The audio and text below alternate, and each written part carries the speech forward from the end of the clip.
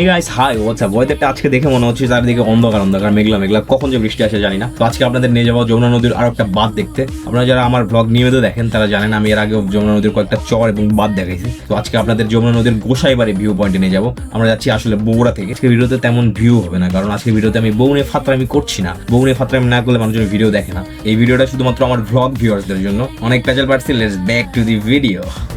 Isn't it strange the things that you make me do?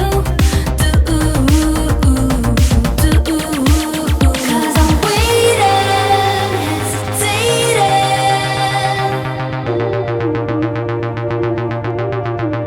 There's a feeling so revealing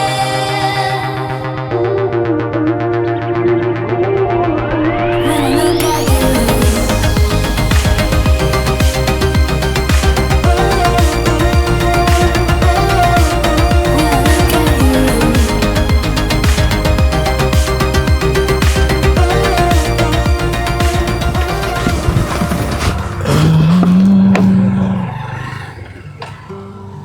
okay guys, আমরা আসছি Gosaibari view পয়েন্টে। এখানে এসে ভালো লাগছে। এখানে ভিউটা আরো ওয়াইড, চারিদিকে নদীটা অনেক দূর পর্যন্ত প্রশস্ত। এই পাশেও দেখাই ভালো করে আপনাদের।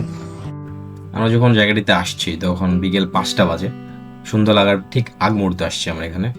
আমরা যখন বেরোইছি বগুড়াতে তখন অনেক বৃষ্টি হচ্ছিল, এখানে এসে দেখি বৃষ্টি হয়নি, চারিদিকে শুকনো। জায়গাটিতে সন্ধ্যার আগে আগে আসলেই ভালো লাগে, একদম পড়ন্ত বিকেলে। এই জায়গার স্পেশালিটি চারিদিকে খুব একটা আওয়াজ নাই, চুপচাপ সব, নদীর ঢেউ ছাড়া। এই জায়গাটির স্পেশালিটি হলো নীরবতা। যারা শুনশান নীরব জায়গা পছন্দ করে তার জন্য যমুনা নদীর পার শেষ বিকেলে একদম বেস্ট একটা প্লেস হতে পারে। আমরা মাঝে মাঝেই আসি, এসে নদীর ঢেউয়ের শব্দ শুনে নদীর বাতাস খেয়ে যাই। আমি কোথাও গিয়ে ভিডিও মেক করলে, ব্লগ মেক করলে আসলে ওই জায়গাটির একটা র ফিল দেওয়ার চেষ্টা করি, যাতে আপনাদের ফিল হয় এই জায়গাটিতে আসলে আপনার কেমন ফিল হতো। আপনি যদি আমার জায়গায় দাঁড়িয়ে থাকতেন, আপনি যদি আমার চোখ দিয়ে দেখতেন, আপনার কেমন লাগতো, এই ফিলটা দেওয়ার জন্য আমি চেষ্টা করি সবসময়। এটি আসলে কোনো ব্রিজ না, এটি মনে হয় পর্যটকদের শেষ মাথায় যাওয়ার জন্য একটা ভিউ পয়েন্ট বানানো হয়েছে। সো অনেক বড় ব্রিজের স্ট্রাকচারটা। সামনে একটা চাচা মাছ ধরছে, আমি সেখানে যাব। এখানে বসে একদিন মাছ ধরতে পারলে খুব ভালো লাগবে। এখানে কি কি মাছ পাওয়া যায় চাচার কাছ থেকে শুনবো, চলেন।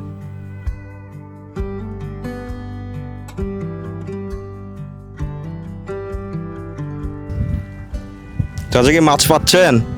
না পাচ্ছেন না? না, কি মাছ ওঠে এখানে? এই দুটা বাগার এলে বাগা আয়ের মানে যেটা ইয়ে বলে আমরা বইল মাছ বলে, ওটা না না না না, বলের মতো? তাহলে বাগার অন্যরকম। বলে চাইতে বড় নাকি? হ্যাঁ, কত বড় বড় হয় সাইজ? ঠিক নাই, ওই যে কিছুদিন আগে প্রায় মাছ দুই হলে 107 কেজি একটা মাছ। 107 কেজি? বাপরে বাপ, বিশাল বড় তো। 107 কেজি মাছ মানে বিশাল। এই নদীতে 107 কেজি থাকা মানে তো বড় বড় মাছ আছে। মানে ওইটাই সর্বোচ্চ নাকি? না, আর সব বড় হয়, আরো বড় হয়? 28 টন করে ওজন হয় একটা মাছ। কি বলে এই নদীতে? হ্যাঁ, বাগের মাছ। চলো তো, আজকে একটাও পান নাই না? না বাবা, না না, আদানো না।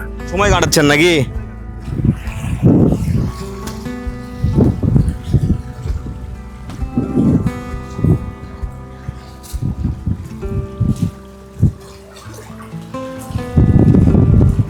ভাই মাছ পাচ্ছেন? না ভাই, এখন পর্যন্ত পাইনি। আপনার ধরা সর্বোচ্চ বড় আচ্ছা। মাছ কত বড় মাছ? আমার এখানকার ধরা 6.5 কেজি ওজন। সর্বোচ্চ না? জি। মাছটার নাম কি? বাগার মাছ। বাগার মাছ? জি সর্বোচ্চ 7 কেজি 8 কেজি হয়। জি জি।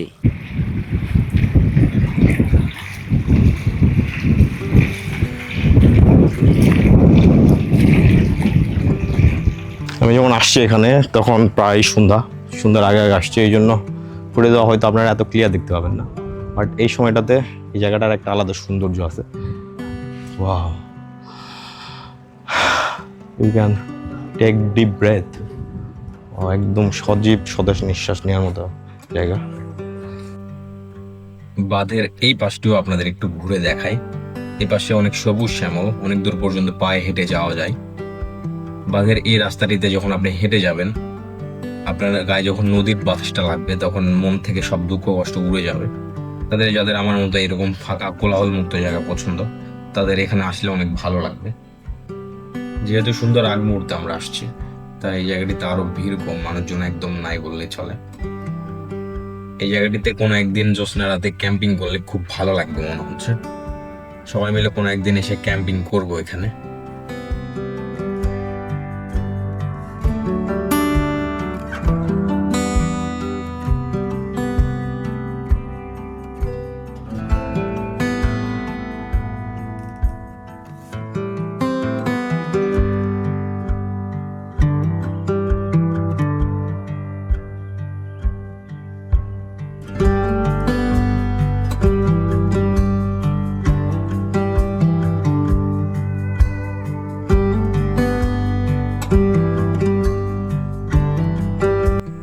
ওকে গাইস, যারা ভিডিওটা না টেনে শেষ করছেন, আই হোপ আপনাদের একটা র ফিল দিতে পারছে এই জায়গাটির।